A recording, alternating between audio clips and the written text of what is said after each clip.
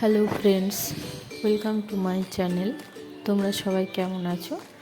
আশা করি তোমরা সবাই খুব ভালো আছো। আমিও খুব ভালো আছি। আবারও চলে এসেছি তোমাদের সাথে দুটি চাটনির রেসিপি নিয়ে। একটা হলো ধনেপাতা চাটনি বা গ্রিন চাটনি, আর আরেকটা হলো তেঁতুলের চাটনি।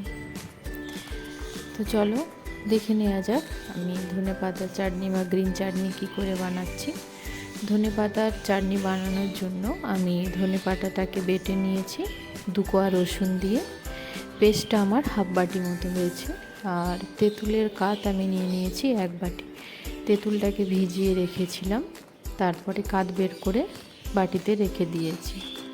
ফার্স্টে আমি তেঁতুলের চাটনিটা বানাবো। তার জন্য কড়াই নিয়ে নিয়েছি তেল, দিয়ে দেব সর্ষে,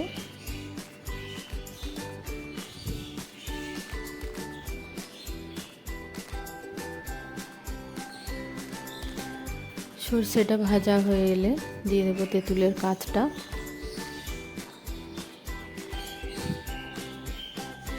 তেঁতুলের কাতটা ঘন থাকায় দিয়ে দিলাম অল্প পরিমাণে জল, খুব ভালোভাবে মিশিয়ে নেব। দিয়ে দেব লবণ 1 চামচ মতো,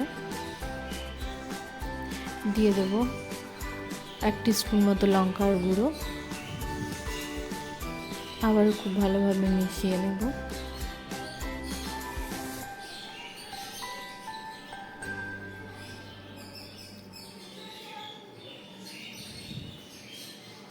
চিনি দিয়ে দেব স্বাদ মতো। তেঁতুলের চাটনিটা মিষ্টির ভাগটাই বেশি থাকে, তাই চিনিটা একটু বেশি করেই দেব। তোমরা তোমাদের স্বাদ মতো চিনিটাকে অ্যাড করে নিও।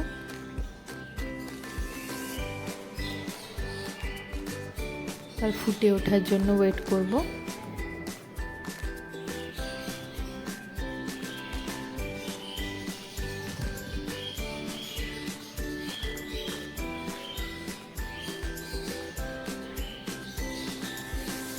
ফুটে উঠলে তারপরে এর মধ্যে দিয়ে দেবো 1 চামচ মতো গুড়। গুড়টা দেওয়ার ফলে তেঁতুলের চাটনির কালারটাও খুব ভালো হবে। গুড়টাকে দিয়ে ভালোভাবে মিশিয়ে নেব।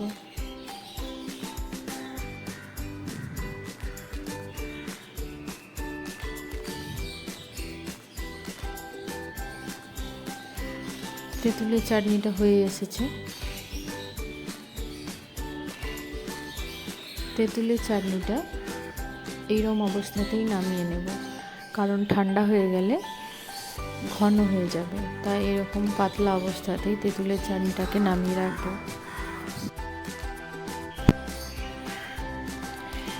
এরপরে ঢেলে নেব একটা পাত্রে, আর ঠান্ডা হওয়ার জন্য অপেক্ষা করব। ঠান্ডা হয়ে গেলে এটা ঘন হয়ে যাবে। তারপরে চলে আসবো গ্রিন চাটনি বা ধনেপাতার চাটনি। পেস্ট করে রাখা ধনেপাতাটার ভেতর আমি দিয়ে দেব 2 টেবিল চামচ মতো দই। হাফ বাটি ধনেপাতা 2 টেবিল চামচ দই দিলেই যথেষ্ট। দইটাকে দিয়ে খুব ভালোভাবে মিশিয়ে নেব, যেন দইয়ের কোনোভাবে দানা দানা না থাকে, খুব ভালোভাবে যেন মিশে যায়।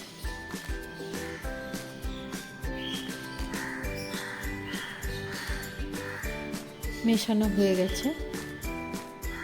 এর মধ্যে দিয়ে দেব একটু স্বাদ মতো লবণ।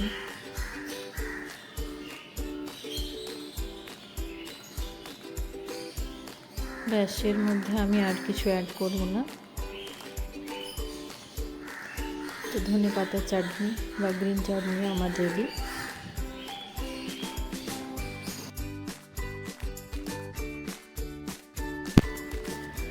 তো দুটো চাটনি আমার রেডি, ধনেপাতা চাটনি বা গ্রিন চাটনি আর তেঁতুলের চাটনি। এই দুটো চাটনি ছাড়া দই বড়া বা পাপড়ি চাট চলেই না। তো আজকের এই রেসিপিটা তোমাদের কেমন লাগলো প্লিজ কমেন্ট করে জানিও। চ্যানেলটা যদি ভালো লেগে থাকে সাবস্ক্রাইব করো, লাইক করো, শেয়ার করো। আজকের মতো এই পর্যন্ত। সবাইকে টাটা।